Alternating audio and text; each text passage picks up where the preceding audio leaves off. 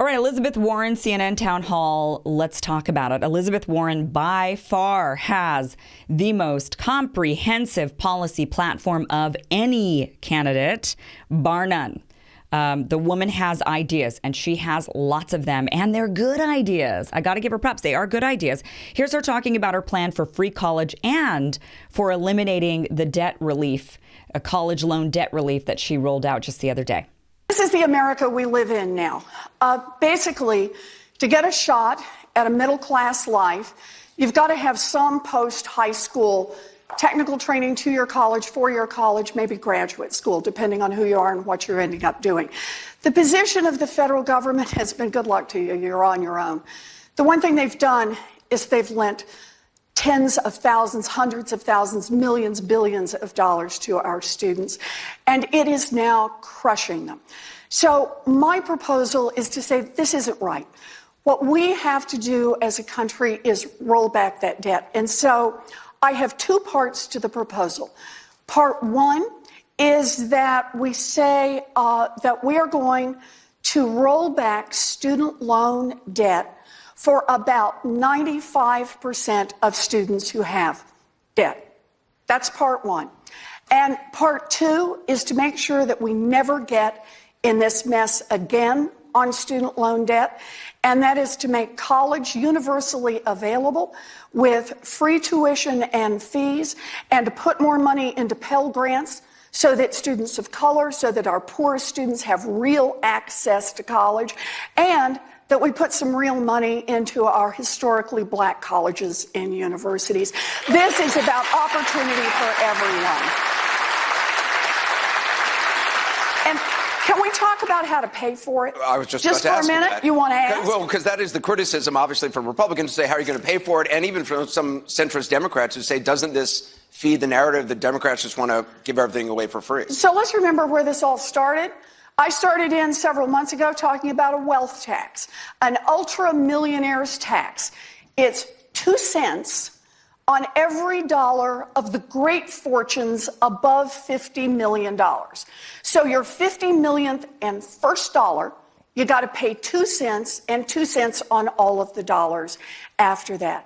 And here's the stunning part. If we ask the great fortunes in this country, and understand, this isn't about trying to be nasty or say that you've done anything wrong. What it's about is saying, look, you had a great idea, you got out there, you've worked hard, or you inherited well, whichever one it was.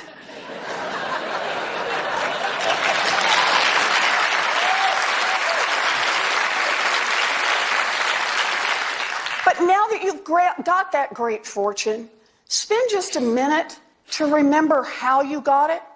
You built that great business, or your ancestors did, using workers that all of us help pay to educate. You got your goods to market using roads and bridges that all of us help pay to build. You were protected in your factories with firefighters and police officers that all of us help to pay. And we say, good for you that you have now gotten this great fortune, but 2 cents, you got to pay something back so everybody else gets a chance. And here's how the money works out. If we put that 2 cent wealth tax in place on the 75,000 largest fortunes in this country, 2 cents, we can do universal child care for every baby 0 to 5, universal pre-K, universal college, and knock back the student loan debt burden for 95% of our students and still have nearly $1 trillion left over. Very doable. Great idea. I'm a big fan. I definitely want this in my life. Not going to lie. I've got a lot of student loan debt. I mean, for me, I took out, I think, $35,000 in college loans. I've been paying on those college loans for, 15 years. And guess how much I still owe in student loan debt? $35,000. Yeah, because it's a huge scam. They make you pay off the interest first before they get to the principal. It's a big racket. It's a huge racket. And they've been, of course, sold to various companies through time. I mean, it's a huge crisis that many of us are facing. It's riddling the American people, and we're not able to have good quality education without going into massive debt. It's insane. So love the idea. Really want this in my life. Overall, I think that Elizabeth Warren comes across as warm. I think she's likable. I think she has a lot of charisma. I know some people were criticizing her, saying that she wasn't any of those things, but I don't see that. I feel like she's all of those things. She's clearly very anti-Trump, which I don't think you can blame her for, with the history that those two have had, with him calling her Pocahontas and, taunting her over her ancestry and the DNA test and all of that stuff. Her strategy is interesting with this campaign because she seems to be very strong, where she sort of sees Bernie being perceived as weak. So what do I mean by that? Well, for example, she's for impeaching Trump. She's very firm about that. Bernie Sanders, on the other hand, takes a more pragmatic approach, saying it's probably not a good idea. It's probably only going to turn him into a martyr and get him to actually win the election, which I agree with him on. I don't think it's a good idea. I think it's too partisan. Also, she's stronger on stances for specifically helping people of color, including reparations and grants for historically black colleges and universities. So I feel like when it comes to racial issues, I think she's trying to set herself apart as being stronger on that front as well. And I think that's maybe working. I think she is being perceived as that.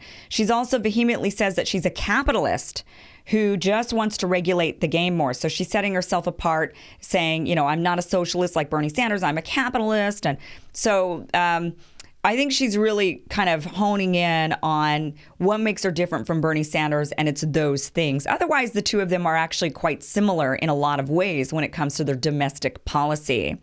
So where does she falter? Well, foreign policy, I think she falters. She falls in line with a lot of the bullshit narratives. Like, for example, she supports the U.S. sanctions for Venezuela, which has been bankrupting Venezuela. She's also been, she's kind of has a little bit of a mixed bag with her foreign policy, but a lot of it has just kind of fallen in line.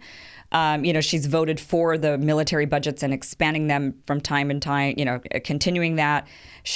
I get the sense that she would very much trust the generals and trust what the CIA says, which I don't think is necessarily a good idea because we've seen the history of that. I would like to have a very strong leader in the role of commander-in-chief who says, listen, you guys listen to me, not the other way around. And this is the way I'm seeing it.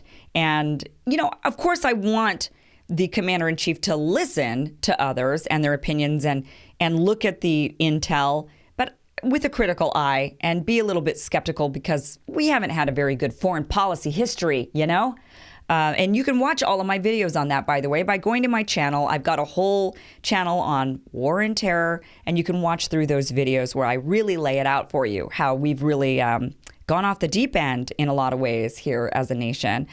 But she's also said she wants to get the troops out of Syria. She wants to get the troops out of Afghanistan.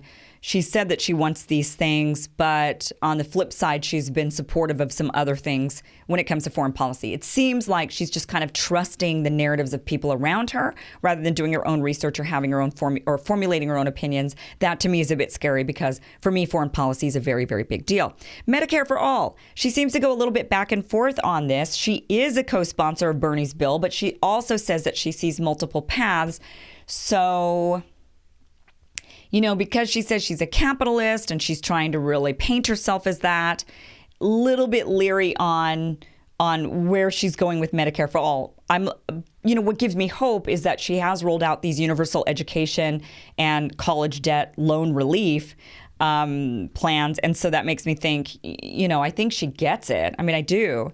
But I just think, I just don't like that flip-flopping. Also, taking big money. She's not taking PAC money right now, but she says that she would if she would win the nomination. Not really down on that. So that's kind of where Elizabeth Warren falters. That wasn't necessarily in the town hall, but I'm just kind of giving you my overall with her and what I've seen so far. Overall, Elizabeth Warren, I think, is a strong candidate. She's not doing well when it comes to fundraising or even polling, unfortunately. I would like to see her do better. I would like people to really start listening to her and her policies. I think she's really leading the narrative when it comes to, she's kind of like this election cycle's Bernie Sanders. You know, he was coming up with all the radical ideas in 2016 and people were like, whoa, that's kind of fringe. And now his ideas are all mainstream and they've all pretty much had to adopt what his policy positions have been for his entire lifetime. Elizabeth Warren, I feel like, is sort of controlling that and pulling the party more left and saying, hey, here's the other things we need, like universal child care, universal, stronger on universal education. You know, she's got a bigger plan there than Bernie Sanders by the loan relief. So I think she's great. I think she's a solid candidate. If she ends up getting the nomination, I'm probably going to support her. I don't see a reason not to at this point. I would be really skeptical of her taking the big money part. That would be the thing I would have to watch before I really gave her support. But all in all, I think she is fairly progressive, whether you want to call her one or not. And I think she did a great job with this CNN town hall.